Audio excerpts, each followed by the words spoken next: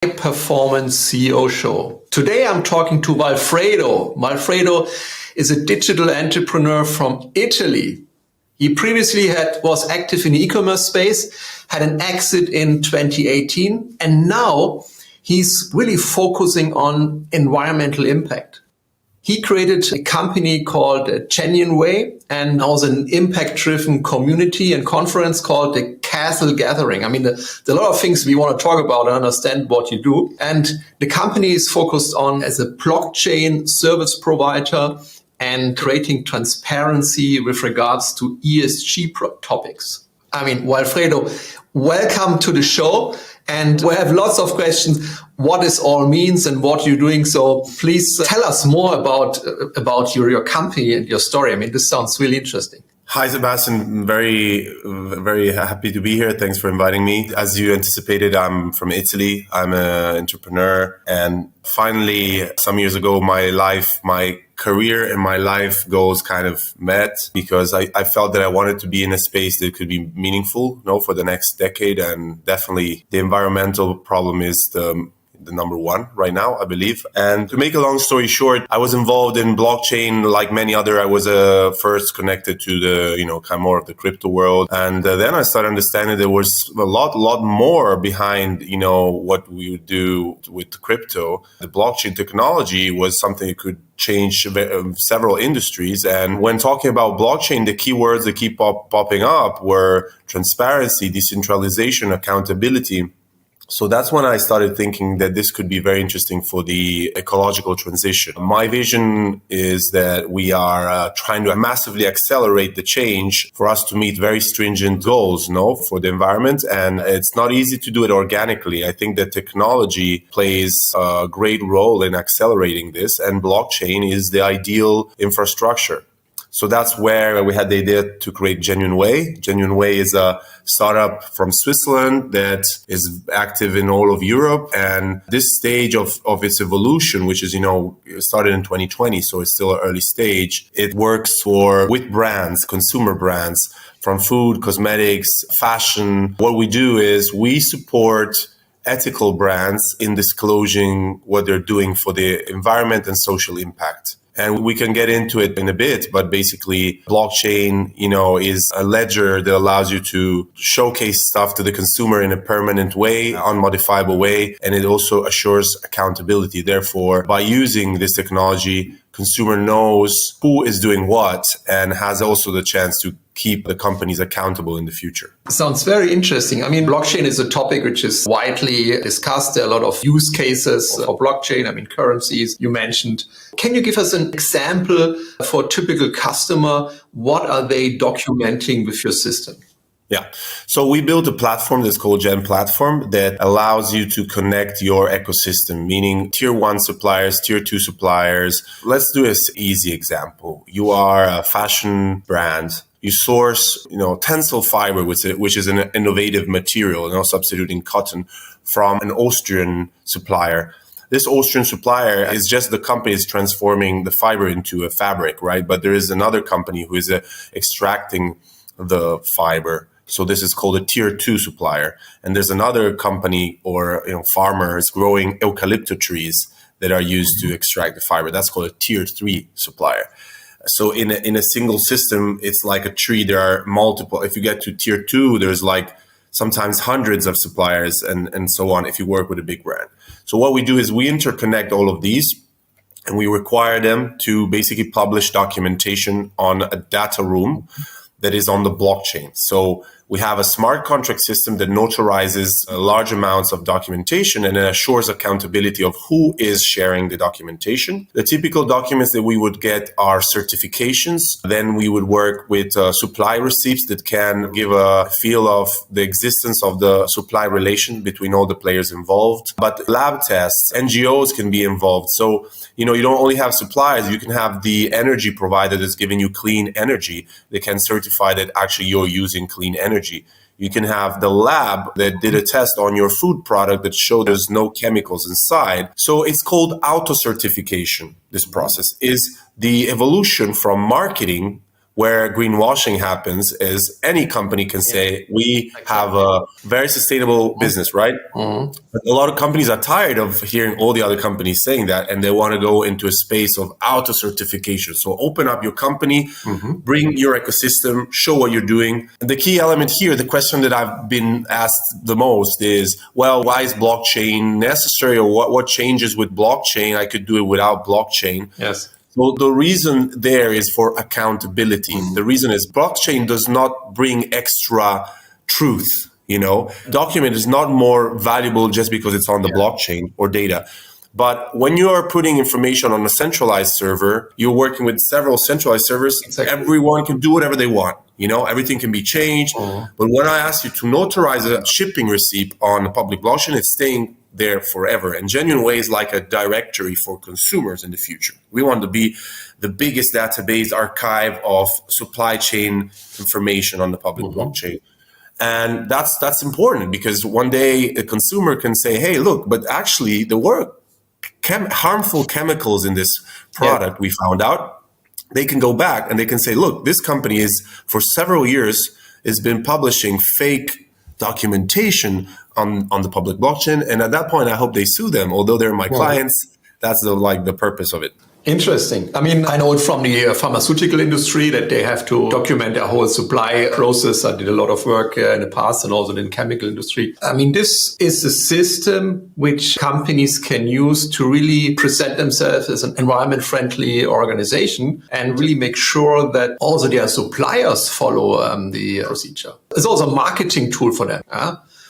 Yeah, absolutely. As we discussed when I met you, the problem of blockchain has been in the last years, still early years of blockchain application, is that it focuses a lot too much on the deep tech side of things, not a lot on the consumer. Yes. And so Genuine Way, but we're not the only, like the new startups in the space are really interested in simplifying information for the consumer. Microsoft did a study back in 2019 that I remember of that showed that the consumer has an average attention span of 20 seconds, right? 20 seconds. So you're in a supermarket, you're in Whole Foods in the US where we have a lot of our products. Yeah. And you scan a product, you're not going to stay 2 minutes on the web app looking at the information.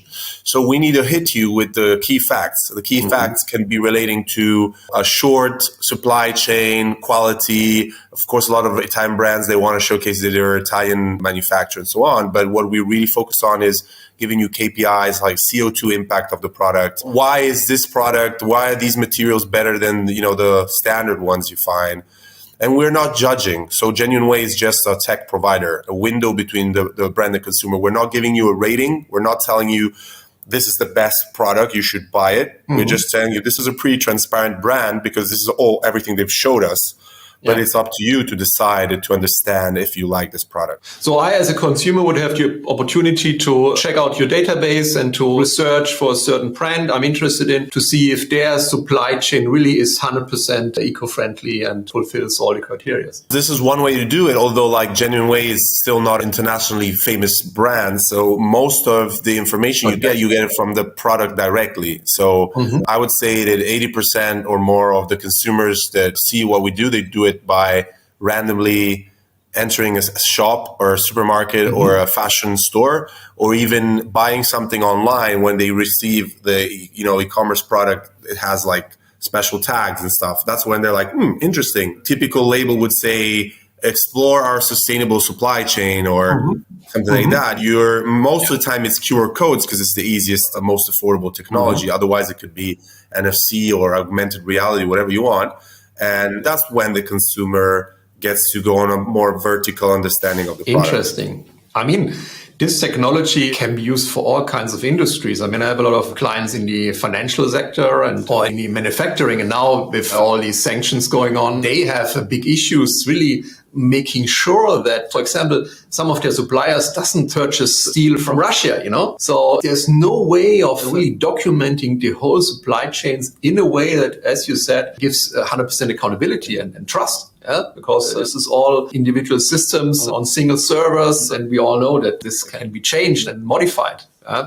Yeah, absolutely. And what you said is right. Like we packaged the first product for services for consumer brands, but the underlying technology has unlimited applications, some in the finance space. We cannot disclose, but we are working with a bank, a European bank that's doing a program. We're part of a project with Accenture where the bank is trying to vet their clients to give them an ethical score. And because that's part of how you give the incentives or, more access to debt than other companies and this kind of stuff. I'm seeing it, how sustainability topics are reshaping all industries. At the core, our technology is very simple. It's a smart contract system that allows to connect companies or users and notarize documents in a scalable way. So sometimes other companies will come to us and say, we want to use this for something that's completely different from what you're doing. And we explore there's, that. as we said, many opportunities out there for this technology. When you look at your customer base, where do you have the most customers? Which type of products or sub-industry? Yeah. So we're B2B, and it's funny because we also learned as we were going, because I come from food e-commerce for many years. I have a big network in SMEs, food makers, especially in Italy. So we started as a food-focused project. We then learned that the fashion industry was way ahead when it came to culture for traceability blockchain. Not only the culture of the managers, but also the legislation. European Union is issuing this thing, the product ID, and all the things that are a bit more advanced for fashion traceability now than the rest. The rest is going to catch up. So then we decided, hey, we're going to work across all industries and see how it goes. And we did a lot in fashion at the beginning. Still now, we're starting projects with some of the biggest companies now. And then now we're seeing the food industry evolving. So since 2 years ago, today, the food industry is picking up very fast. I'm going to be talking at Cial in Paris, which is the probably number 2 food fair in Europe. And I will not be surprised if I get there and I'll see a lot of blockchain traceability stuff, And our clientele is we work with about 50 brands at this moment. A certain number of these are small, because we started small and now we have some well-known ones. And 2023 is going to be very exciting because it's kind of the scale-up year for us. Interesting. Is this bootstrapped or you got investors in your organization? So yeah, we did a seed round just in May. We started with some of our own money and some family and friends, kind of the traditional startup, family and friends. Then this round was business angels led. So again, we are still an early stage company. We got some amazing humans from all over Europe, from Sweden, from Germany, from Israel, from US, so private investors. We raised, between equity and debt, we raised a little over 1.2 million. And we are now in the fun part. That's the fun part as a CEO, when you have the money and you can do stuff. We should have met earlier because I'm also a business angel and investor. Oh yeah, I would have loved it. And you're based in Germany. Yeah, I'm in Frankfurt, right? Yeah.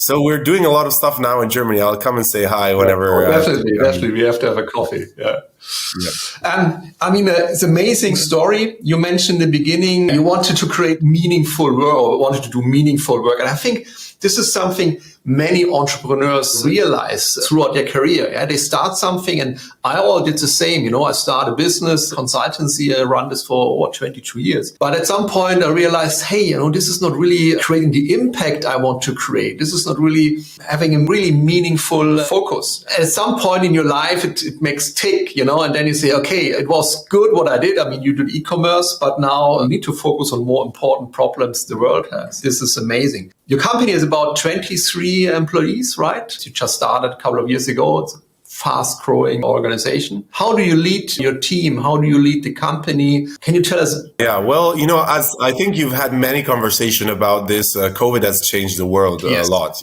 I think it's recurring with all the CEOs. So, for example, a lot of our team is remote now. We don't feel that we do have 2 beautiful, small and nice offices, one in Lugano, one in Milan. We don't feel that the people need to show up every day. The office space is used as a point of discussion when you have a group meeting, when you want to do team building. But I would say that on and off of these about 20 people that work for us, there's never more than 3 people at the office. I have a co-founder called Amelia. She's amazing. She is the opposite of me. So you always need the yin and yang in a company. So, I'm a bit creative and a bit crazy sometimes. And sometimes I also lose the plot because I have a lot of emotions and ideas. She is very pragmatic in that way, she is a more, Nordic kind of Italian or almost like German kind of Italian. So yeah, like we manage the company. A lot of our company is developers and designers. A lot of what we do is, as you can imagine, is also about user experience, consumer experience. So we have a strong component to that. So it's pretty fun, work environment because we are creative people. Yes. We would sit with a company that would ask something a bit different, and we will do it because we're a startup. We don't have that big, tech giant IBM approach when it comes to these projects. And also we hear crazy stories. Like people come to us with crazy ideas all the time. I think I want to tokenize this and that. And so we try to apply the technology where it makes sense and where we can actually think that we can deliver. My style of management is I'm a very chill guy. Sometimes I'm almost too relaxed. So I'm not the kind of guy who's good at telling people off or making people be efficient. I am there to create the vibe, to bring the idea, the concept. And there are other people like Amelia, my partner. She's very good at keeping people on a straight line. As you said, COVID changed the way we work. And also for us, I had an office full of people before COVID, and now they're all remote. Actually, we have a global team now, people in different continents even working with us. And it's a complete different way of working. And then it's a different leadership style we need to develop. People are not around all the time. I had many of those discussions in the last couple of weeks because many of the entrepreneurs I interviewed, they run global organizations or at least virtual organizations. So there are a couple of things you have to schedule, like a coffee, or in the past we had drinks Friday evening here in the office. This doesn't happen anymore. So you have to plan it virtually. You really have to intentionally ask people how they are and how they feel to keep this connection, because it's so easy when people are remote that everyone is doing their own stuff and you miss this human interaction. Yeah, I totally agree. I'm still adapting because I'm more of a connection person. In my old company in Milan, I used to have a scooter. And I used to just, my job would be doing meetings across the city. Yeah. I would go to 5-6 different places, which is very inefficient, a lot of wasting time. But that in Italy, for example, in Mediterranean countries, that I see that connection, shaking the hand, eating together, is still very effective when it comes to business. It's interesting also to see how the countries operate in a different way. Like in certain countries, we're very formal. So in Italy, we're very formal when it comes to business and very informal in everything else. But in business, there's like so many rules that I don't really appreciate that much. And then there's just so many, there's a hierarchy. When you're working with an American, it could be the CEO of the biggest company in the world, but it's just like you have a direct conversation, right? Yes. So Italians, or I would say this applies to even other countries of Southern Europe, are adapting to the virtual connection world a bit more slowly, but they're now starting to accept it. I can completely confirm what you say. I have a global network, and last night I was on a networking event, a lot of people from the US. And as you said, you can get in touch with those people much easier than with the European cultures, and like here in Germany or probably Italy, as you said, as higher you get, people are more protected. Yeah. And I had an interesting conversation with a guy who interviewed me on a podcast, and he said that especially we Germans, we are like a coconut, very hard from the outside. So it's really hard to get in, but then it's soft. And I agree completely. I have a lot of friends from Germany. I always get on very well with the people from Germany. And I think that the German, let's not fall into the stereotypes, right? But in Germany, you always have this feeling, this saying that the Germans are a bit cold, a bit formal, but they're not at all, actually. Once you get to know them, exactly. It's always like they're super funny in most of cases. They have a great sense of humor. But it's true that at the beginning, it's always a bit like that. And then you need to open them up. Yeah. And on the other hand, you have cultures like a peach, very soft from the outside. But then when it comes to business, they are very tough. Yeah, absolutely. But hey, this makes it very interesting. And I really enjoy this global world we're now living. Yeah. This is one of the benefits this horrible pandemic brought us. Yeah, I think. So when you look ahead, what is the future of your business? Where you see yourself in a couple of years and what is planned? Yeah, so I'm a very pragmatic person. When I do a business and when people invest in my business, I need to give them a short midterm vision, And although Genuine Way has those kind of features that can lead to like kind of a unicorn style business, I don't necessarily believe that's my style. And I don't believe that it's easy to build unicorns in Switzerland or Italy, where we are. So what I see is that we are building the fundaments, the backbone of great things that can be brought forward by larger corporations. I believe that there is now a great time window as an early mover in the blockchain space here in Europe to do stuff in the next 2-3 years. And we're looking for an exit strategy like many startups do. We believe that the exit strategy will have to be, of course, curated in a way that it will maintain the vision, maintain the mission, which is the most important thing. Ultimately, we want to be a tool for fighting greenwashing, and we want to help consumers understand what they're doing, help ethical companies have a competitive advantage over other companies. But the way that we're seeing it, I think, but this is just my opinion, that in some years, there will be some big tech giants that will kind of have oligopoly over the blockchain services. Like, I don't believe that there's going to be hundreds of small providers. I think that companies like IBM, Google, and others, they will tap into this and they will find a way, because initially they're working on only gigantic industrial companies that will pay €1 million for a project. Yeah. But at some point they will want to have vertical services for SMEs, for all kinds of business. And that's when companies like me are kind of in trouble, unless we have had the good positioning and we go for kind of an exit strategy. Yeah. There will be a consolidation like in any industry. Like in any industry. Yeah. But now, as an early mover, if you position yourself right, then the right exit then might be part of a larger organization and even have more impact. And also, just to share my long-term vision for myself, I'm a dynamic person, so I have things that I want to do in my long life, hopefully. Yeah. And what you were referring to in my intro about the intentional community, impact community, that's really my long-term plan. Really, already in 2017, I started putting together entrepreneurs, artists, investors, scientists from all over the world, connecting them in this, what was basically a summer event in Tuscany, in a beautiful place. We used to do this with this gathering. It's not a conference. It's more of a friendly environment.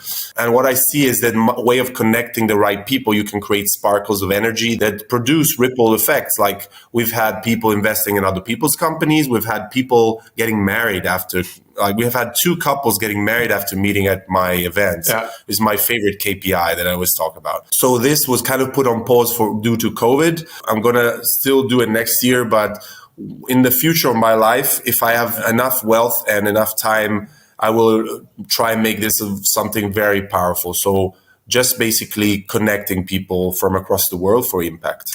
I mean, we are very similar. I also want to connect people. We run a monthly networking event. Actually, it's next week. So if you have time, come around. Basically connecting tech entrepreneurs just in a casual way, without sales and all this. Yes, just connecting people. And then you see what's happening, And then I believe that relationship lead to business in the end. Yeah, but you don't initiate something just with a sales pitch. When you meet each other and when you get each other to know, then there's always a win-win situation where people can work together. And this is how I make business.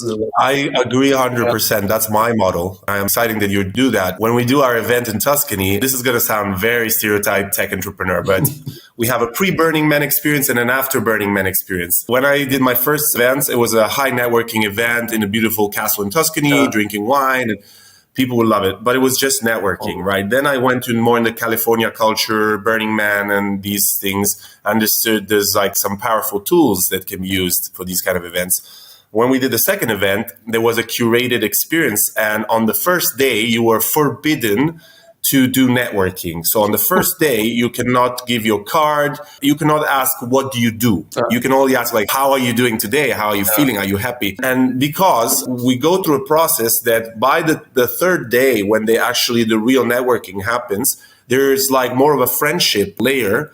There's more of interconnection, and it really opens up. Like, people, instead of throwing my card at you, we really dive deep into something that I want to do. And if there's like 200 people there at this event, I only handpick like 2 or 3 that I want to invest my time on. While on the opposite, when you don't know the people, you are just like what you say, fishing for connections, wasting a lot of energy.